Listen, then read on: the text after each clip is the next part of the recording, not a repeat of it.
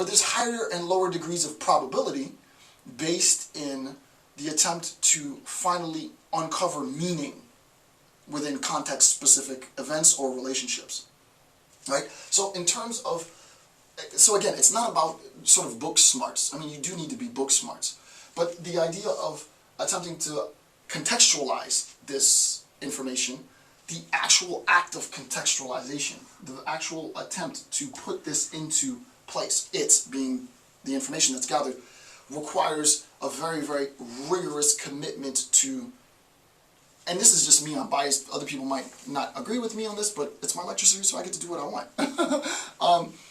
For me, because I've been trained in this, and it's just undeniable, in order to be able to better infer or even increase the intuitive ability to contextualize information, that meaningful information, you have to be able to see the logical relations of information. What is, the question that you ask yourself in step 2 is, what is the logical relationship between the information gathered and the context with which it's placed? Think about that, right? What is, and now we're deeper, right?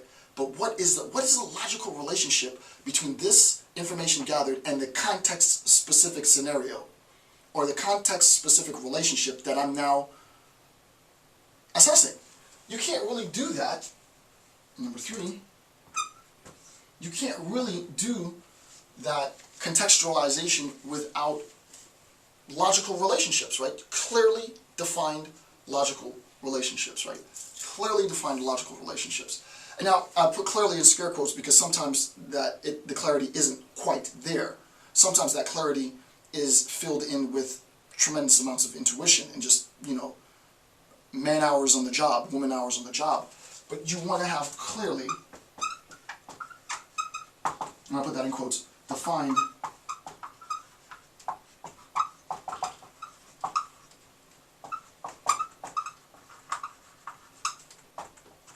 clearly defined logical relationships will validate our context interpretation. So let me give you an example. Really, really super general example. Why? Because I'm not trying to impose interpretation on you. Super simple. I tell my daughter, I say, sweetie, imagine this is a fake example. Imagine she's much younger, she's 4 or 5 years old. And I tell my daughter, because I'm an evil dad, I put, you know, I don't even know if they make glass cookie jars anymore. That'd be awesome. Old school glass cookie jar, which is evil. And you fill it with all the yummy cookies. And you put the lid on the cookie jar. And I tell my daughter, sweetie, you're not tall enough to put your hand in the cookie jar and get a cookie. If you want to get a cookie, ask Daddy, and I'll get you a cookie out the cookie jar. Now, I'm in the room, and I hear, psh, and I'm like, crap. I go into the kitchen, and there before me is my daughter, a broken cookie jar, and cookies all over the floor. My daughter's looking up at me in complete embarrassment. I immediately infer, because I didn't witness, I immediately infer that, and this is contextualization, right? I immediately infer that because I hear the sound that I heard was the impact of the glass on the floor.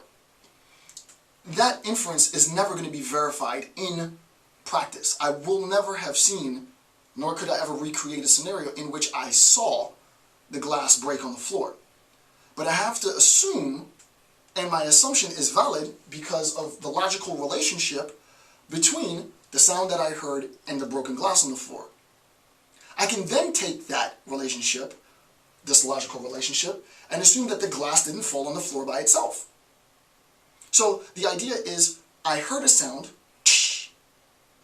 I see the glass on the floor broken, and I see my daughter. And I make the final assessment. That's what analysis is, it's assessment. I make the final assessment that my daughter, in trying to get cookies out the cookie jar, you know, pushed the cookie jar over, broke the glass on the floor, and this is why I'm in front of her now. Now, my daughter, who's much younger than I am, and doesn't have the logical acumen that I do, immediately denies this. So I ask her, rather rhetorically, because I already know she did it, I ask her rhetorically, sweetie, did you break this cookie jar? Were you trying to get a cookie out the cookie jar? And she doesn't have an understanding of logical relationships like I do. And she thinks, he didn't see me do it, so I say no.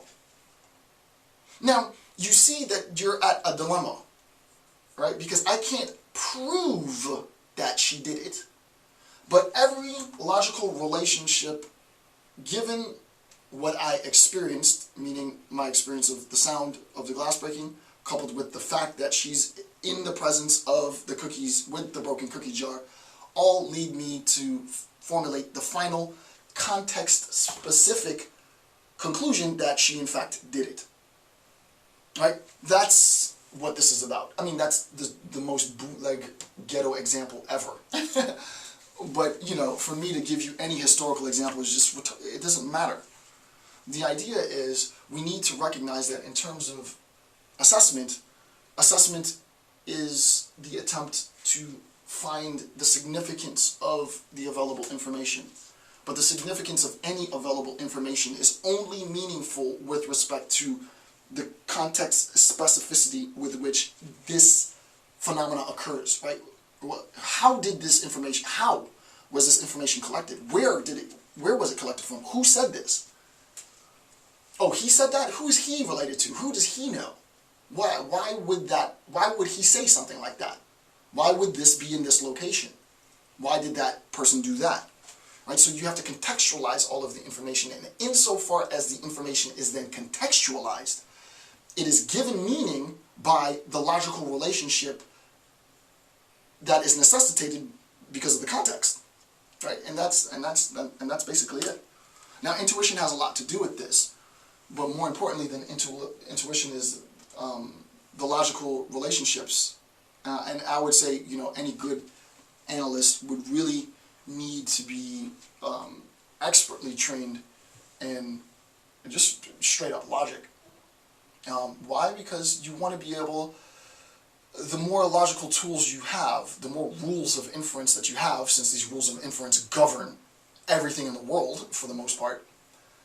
It's not reducible, obviously. Whitehead and such failed to reduce it to mathematics, but the idea that all of this is related to facts of the matter means that if you are trained as such, you can determine with almost, you know, if you're really good at this, you can determine with a very, very high degree of probability the relationship and the contextual meaning of some phenomenon, and that's what analysts do. That's what they do. For me personally, I mean, this is the type of stuff that I love, right? Because it's trying to make sense of stuff that doesn't seem to make sense. The example that I gave you with the cookie jars is absurd. It's insanely, ridiculously simple. But that's like the basis of all. You can build everything on that example. It is the attempt to take information and facts of the matter that don't necessarily seem to be connected and find connection.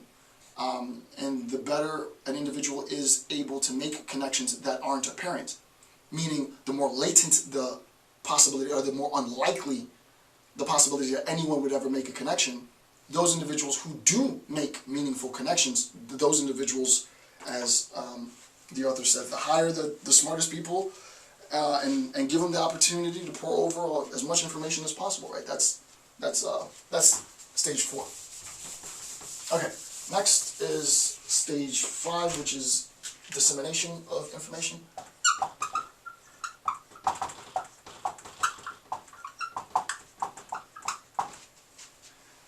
Stage 5 is information dissemination. So this is bottom of page 6. This is the transference of intelligence to the policymaker in terms of the final intelligence briefing, the deliverable, the product, the intelligence document, what have you. You can see how there's a consolidation of information. It's a funneling, right? You have from raw information